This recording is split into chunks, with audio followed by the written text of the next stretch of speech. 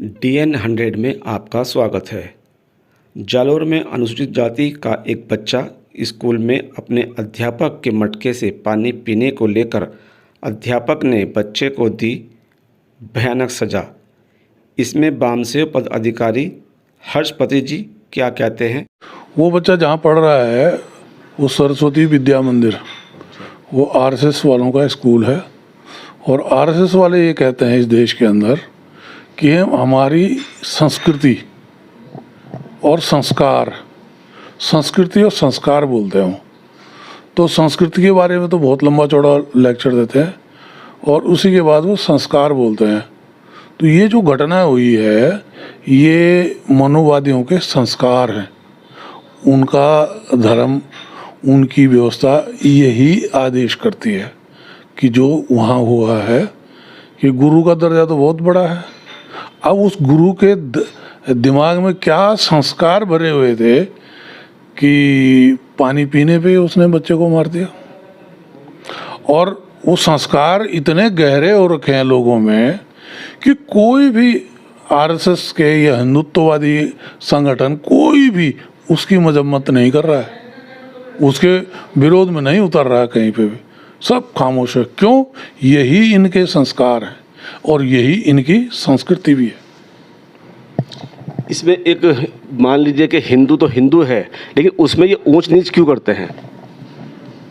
हिंदू यहाँ पे कोई भी नहीं है। हिंदू न इनके ब्राह्मणों के धर्मशास्त्र में है, न वेद में है, न पुराण में, न गीता, न महाभारत, किसी में भी हिंदू शब्द नहीं है। हिंदू हिंदी भाषा का भी शब्द नहीं है।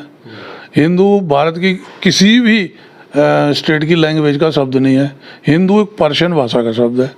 इसका मतलब होता है चोर,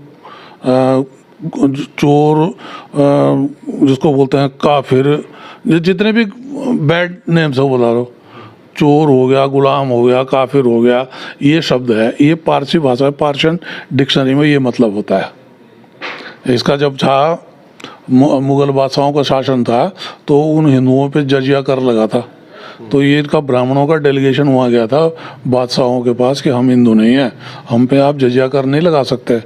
तो हिंदू किसको बोला? उन लोगों ने, यहाँ के हारे हुए लोगों को।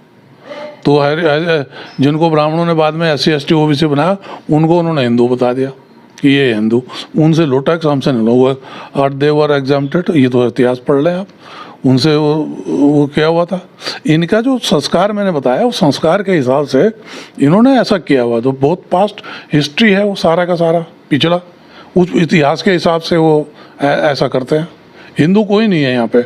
अभी मोहन भागवत ने भी बोल दिया कि हिंदू ये तो धर्म नहीं है, ये तो एक वे ऑफ लाइफ है। सुप्रीम कोर्ट ने बोल दिया, नरेंद्र मोदी बोल रहा है। तो वो सिर्फ इसलिए बोल रहा है कि जब हम इसका क्लैरिफिकेशन कर रहे हैं हिंदुओं का, तो ये उनको बोलना पड़ रहा है क्योंकि उनके पास तर्क नहीं है, तर्क का जवाब नहीं है ना। तो अभी क्या है कि इस देश में कोई हिंदू नहीं है। भारत के संविधान में अनुसूचित जाति, अनुसूचित जनजाति और other backward class SC ST और OBC लिखा हुआ है। अब इन लोगों के ऊपर इन्होंने जो है हिंदू का थोप दिया, बस ये थोपे जाने का कारण है। अब पानी ले जाओ। तो इसमें आप बच्चे को लेकर जो इतनी न्यूज़ भी चल रही है, आप देख रहे हैं, जैसा कि मैंने बताया, ये संस्कार हैं इनके। इसी संस्कार को ये उभारना चाह रहे हैं। ये स्कूलों के अंदर बच्चों के अंदर जो शिक्षा दी जा रही है वो इसी टाइप के संस्कारों की तो दी जा रही है।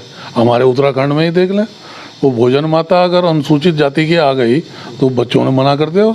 किसने सिखाया उन बच्चों को? उनके माँ बाप ने सिखाया होगा कि तुम्हें नहीं खाना। तो क्या है? यही तो संस्कार है जिसको वो प्रोटेक्ट करना चाह रहे हैं। ये मास जो लोग हैं, जो हम अदर जो लोग हैं भारत में जो रह रहे हैं, कौन कौन धर्म मसावाद को मानने वाले? इस्लाम मसावाद को मान रहा है, आपका क्रिश्चियनिटी मसावाद को मान रहे हैं, सिख मसावाद को मानता है। ये निशाने पे हैं आज। क्यों? उनके संस्कार के अगेंस्ट जाते हो भाई। जहाँ मसावाद है, भाईचारा है, समानता है, उसको नहीं मानते हो। बुद्धिज़्म को उन्होंने यहाँ से ख़त्म कर दिया और ख़त्म करने के बाद ये उनके संस्कार हैं। इस संस्कार को करना है तो हमको 85% लोगों को हुक्मरान बन के इनको सत्ता से बेदखल करना पड़ेगा, तब जाके ये काम होगा।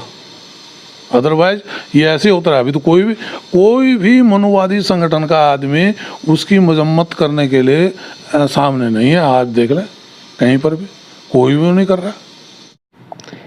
इसमें बिल्किस बानो का जो कांड है, ये इसमें भी बहुत चर्चाएं हो रही हैं। जिस तरीके से उन लोगों को, आरोपियों को छोड़ दिया गया है, इसको आप किस तरह से देखते हैं? ये तो हाइनियस क्राइम है मानवता के अगेंस्ट में। और हमारे देश का संविधान, हमारे देश का कानून ये कहता है कि इस तरह के आरोपियों ये माफ़ी के हकदार नहीं हैं। ये जिस तरह से बाबरी मस्जिद का फैसला सुनाया गया है ना, ये उसी तरह की धांधली है। अगर इसको जो है ठीक से, मुझे लगता है कि हमारे जो इंटेलेक्चुअल लोग हैं उसको उठा रहे हैं केस में। जिस बिल्किस बानो ने वो केस उतनी दूर तक लड़ा, तो वो छोड़ेंगे तो नहीं ऐसे में, वो छूटने तो नहीं चाहिए। वो माफ़ी के हकदार हैं ही नहीं। बलात्कारी और रेपिस्ट जो लोग हैं, हत्यारे, इनको सज़ा इस तरह से माफ़ी नहीं हो सकती। वो तो रिट दायर होगी, कोर्ट में जाना चाहिए उनको, और जा रहे होंगे, ऐसा नहीं है कि नहीं जा रहे होंगे। ये तो बहुत बड़ा हाइनियस क्राइम इसको बोलते हैं, जघन्य अपराध है ये जिसको। और इसीलिए बोला जा रहा है कि जब Bahujan Samaj, SC ST OBC minority के लोग सत्ता में आएंगे तब इन चीज़ों पर रोक लगेगी। अभी तो रोक, सत्ता हमारे हाथ में है ही नहीं। जजेज उन्होंने कोलोजियम सिस्टम से बना रखे हैं, वो जो चाह रहे हैं उनसे फैसला करवा रहे हो। आपके सामने है मामला, सारा का सारा मामला सामने है। और उसके हिसाब से जब वो चलेंगे तो फिर ऐसे ही फैसले आने हैं। उनको लड़ना चाहिए, उस केस को लड़ना चाहिए। हम अपने संगठन से इसकी मजम्मत करते हैं, इसका निंदा करते हैं, बहुत घोर निंदा करते हैं। सरकार को ये पावर ही नहीं है। तो इसमें कमी किसकी दी गई? सरकार की कमी कही गई है, या किसमें कुछ लोग राजनीतिक भी ऐसा अपना खेल खेल रहे हैं? कमी नहीं, ये षड्यंत्र है, ये षड्यंत्र है। और षड्यंत्र के तहत ये हो रहा है ऐसा। कमियां किसी की नहीं। कानून वो तो कहाँ से हाई कोर्ट से कहाँ से वो केस लेके गई है, तब जाके उसने सज़ा करवाई, और सज़ा करवाने के बाद वो षड्यंत्र के तहत फिर छोड़ दिया उनको। अब अगर इसके पीछे पड़ा जाएगा तो उसको जो है उनको अंदर जाना पड़ेगा फिर से, तो बाहर नहीं आ सकते। वो ये भारत का लॉ है, कानून है। और लोगों में कन्फ्यूजन फैला के ये किया जा रहा है, सरकार ने छोड़ दी। सरकार को हक ही नहीं है छोड़ने का। इस टाइप के केस में हक नहीं है बिल्कुल छोड़ने का। चलिए, बहुत बहुत धन्यवाद आपका।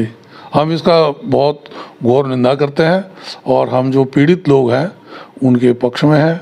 और पूरे देश भर में हमने ये कैंपेन चला रखी है। और हमारा जो संगठन है वामसे भारत मुक्ति मोर्चा, मूल निवासी संघ, उनमें इस चीज़ का बहुत आक्रोश है। और हम इस चीज़ को अपने मंचों से भी कह रहे हैं। अभी हमारे कार्यक्रमों पे भी पाबंदी लगनी शुरू हो गई है, पर उसमें भी जो है एंड्रेंस पैदा करनी शुरू हो रखी है। अब देखते हैं, लड़ाई है। हम तो भारत के संविधान के हिसाब से और ये भाईचारा निर्माण कर रहे हैं जो हमारे महापुरुषों ने कह रखा है। हम मसावत को मानने वाले लोग हैं, उसी के अकॉर्डिंग चल रहे हैं बस सीधा। Thank you sir, thank you.